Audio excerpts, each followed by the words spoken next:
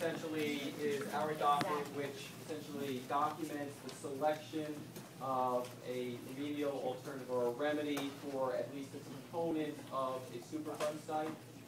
It explains our rationale for selecting that remedy, the evaluation of comparing all the different alternatives that we considered. It lays that out, and again, explains the remedies that would be implemented.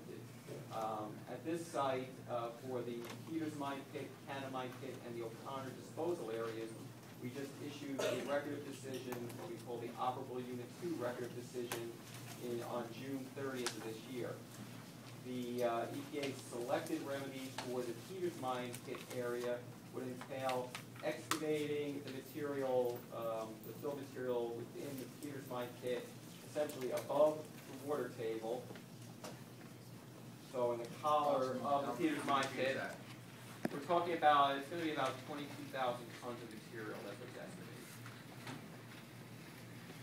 That includes rocks, soil. It depends upon where you're measuring. If you get a water, it's going to be obvious. If you get a pond, it's going to be a much narrower amount of material that would come out, and then maybe 8 to 10 feet up towards the outer edges of the pit.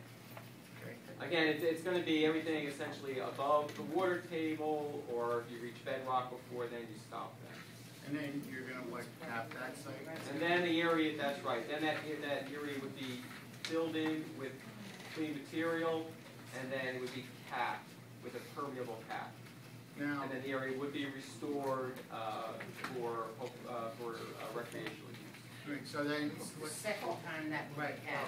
right, I was gonna bring that up, but, you know, didn't the EPA and Ford already try this one time? Wasn't the site already capped and already flat and already put out Well, to the personally, production? EPA had nothing to do with what Ford did back in 1974 at that point. No, I'm talking about for the first cleanup, the The first cleanup, there was no capping of that area. there was no capping? No, no. The only capping was apparently some soil, which I guess Ford's contract placed over the area back in 1974, based upon what we see in aerial photographs out there. So what was the first cleanup? There was no cleanup done on Peters Mine? The only thing that was addressed as part of the first cleanup was there was a paint sludge removal in 1987, and then the ROD left open the ability to go back and address any areas where there was still some exceedances of soil standards after that removal action. In And this was addition, at Peters Mine Pit? basically, I can't recall which one of the paint sludge areas, but there was a paint sludge area near Peters Mine Pit that was addressed in 87. Not in the pit itself, but near the pit. Let's go on the first. So what's, is that a similar plan then for Canyon Mine too? Cannon Mine Pit, basically a permeable cap would also be installed over the Cannon Mine Pit area after consolidation of materials and that. Permeable means water can get through it. That's correct. What's the difference in consolidation and excavation? Consolidation is you move it into the area. So you take like a shallower fill from around the pit and move it into the pit and then cover that pit. Excavation, you dig it all up and get rid of it. So the crap stays? Yes.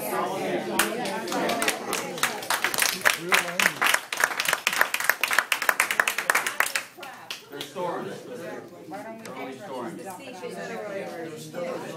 Exactly. I don't think just bring them up with their kids to play Water when you're talking about it? What about the backup if it gets clogged or something?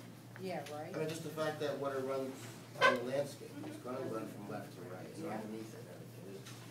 There's nothing to address that, there's no sidewalls. It's not like you're taking a big rubber thing, putting this on top of it, and then encasing it inside of something and putting it there. That's correct. What we're looking to do is use a permeable cap. Again, So the water comes down through the cap, through the soil, basically, through the contaminants, into the groundwater. to begin with, when we install the cap, it's going to be sloped, so some of the surface water is going to actually run off the cap before it would infiltrate. So there'll be less infiltration. There'll still be infiltration. That's what there is today. less infiltration than there is today. Right, and the water that runs up the top and flows down the side, flows down the side. And then where the cap is Away not. from the site, it'll flow away from the site. They'll flow away from the pit area. But it goes to the area. Okay, so. I'm only asking because I don't know, so I don't think I'm being a jerk, because I'm not. And You all so need for to understand O'Connor- this issue. For O'Connor, can you explain what these, remedy actually is? Sure, the EPA's selected remedy for the O'Connor disposal area is to dig up all of the fill material, with the exception of the undisturbed mine tailings that are under that area, and bring that material, excavate that material off-site. However, there is also a contingency remedy for that area, given the borough's notification of their intended use of that area.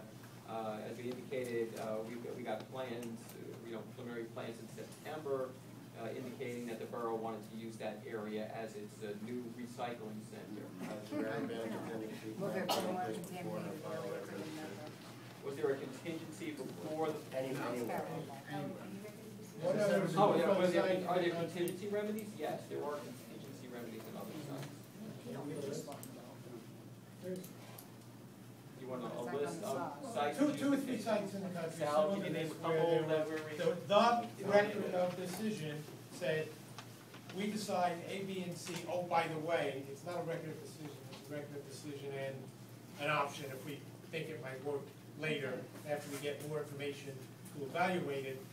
None of the evaluation information, every other alternative in here, it's missing for the contingency. And we don't have. It's all missing. There's not a contingency What's plan for us missing for the either. contingency There's remedy? no cost information. There's no cost information for alternative 4A. There's no cost information for the contingency. The contingency is 4A plus putting a recycling center on top, plus putting asphalt on top. Recycling center is not part of our emergency remedy.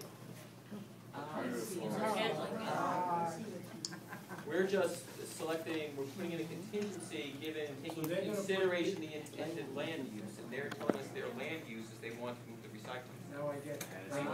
That's So their asphalt is gonna go on top of your, That was the intention. No, they're saying that your intention was, your decision is to remove it. That is, yes, that is our decision, given that's our remedy, but given the potential future land use, when we take that into consideration, that's why we have the option for this contingency remedy. And what about the There are document? several very specific conditions under which the contingency remedy will be implemented that the borough needs to follow up on and achieve. Okay, what about the document? If there is a record decision, we don't want it to be any slower than if we were to implement the excavation alternative. Are you requiring both Ford and the borough to run a parallel track in the remedial design so that they have to do the remedial design for the removal action at the same time, so if they don't meet the deadline, they will not lose 6 months of time? I need to talk to the lawyers about that. 6 years. It's been talked about, it's not the first time we've talked to EPA about it. Are they being asked to do parallel designs so that they have to stay on deadline? Keep in mind that when asking the PRP to do the work, and then they're going to be asked to design they have to be asked to design our selected remedy. But keep in mind also one of the contingency conditions is they have to be able to implement the contingency remedy if it goes that route within the same time frame or shorter. Right, but if they don't, if they're not operating on parallel tracks where they're doing the remedial design, which if people that don't know, it takes up to a year, sometimes a little longer, to do the actual design for what you're going to do.